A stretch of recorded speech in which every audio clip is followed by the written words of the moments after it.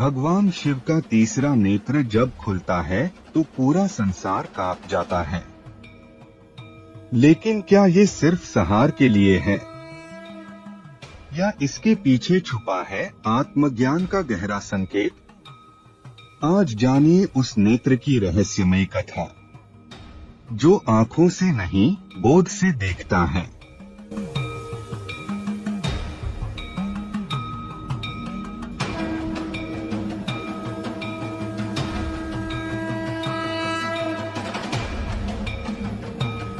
भगवान शिव के माथे पर स्थित तीसरा नेत्र केवल एक अलंकार नहीं है, ये उस आंतरिक दृष्टि का प्रतीक है जो दुनिया को सिर्फ जैसा दिखता है वैसा नहीं देखता, बल्कि जैसा वह वास्तव में है उसे देखता है। दाईं आंख सूर्य की ऊर्जा, बाईं आंख चंद्रमा की शांति और मध्य नेत्र ज्ञान, विवेक और जागरण की ज्वाला।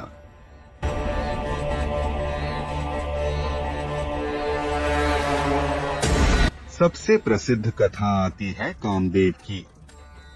जब भगवान शिव तपस्या में लीन थे, तब देवताओं ने कामदेव को भेजा ताकि शिव को पार्वती की ओर आकर्षित किया जा सके और उनका विवाह हो, जिससे एक शक्तिशाली पुत्र जन्म ले सके जो तारकासुर का वध करे। कामदेव ने पुष्पबाण चलाया, शिव की आंख खुली और उन्होंने देखा कि कोई उनकी तपस्या भंग कर रहा है। शिव का तीसरा नेत्र खुला और कामदेव भस्म हो गए।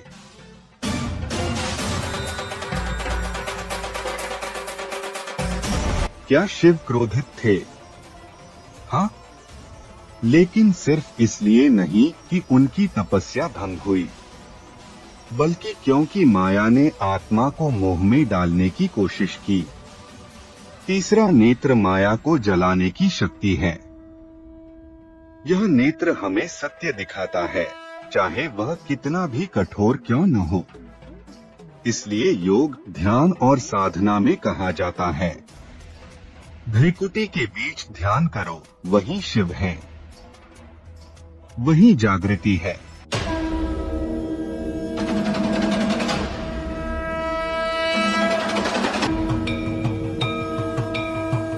तीसरा नेत्र तभी खुलता है जब संतुलन टूटता है।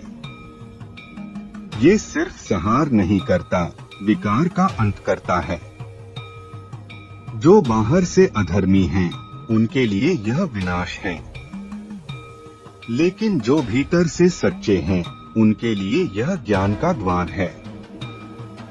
इसी नेत्र से शिव ने त्रिपुरासुर का संहार किया और इसी से उन्होंने अनगिनत जीवों को मोक्ष भी दिया।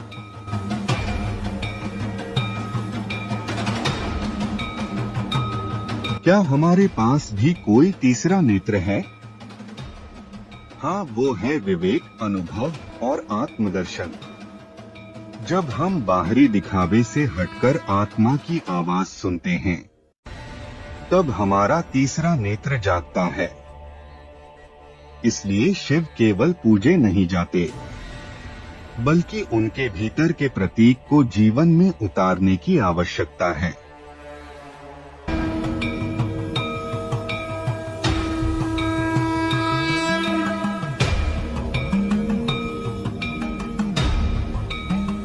अगर आपने आज शिव के तीसरे नेत्र को एक नई दृष्टि से देखा, तो इस वीडियो को लाइक कीजिए, कमेंट में लिखिए तीसरा नेत्र विनाश नहीं जागरण है, और सब्सक्राइब कीजिए सनातन इंस्पिरेशंस को, क्योंकि अगली कथा में जानेंगे त्रिपुरासुर का वध, शिव ने क्यों चलाया ब्रह्मास्त्र।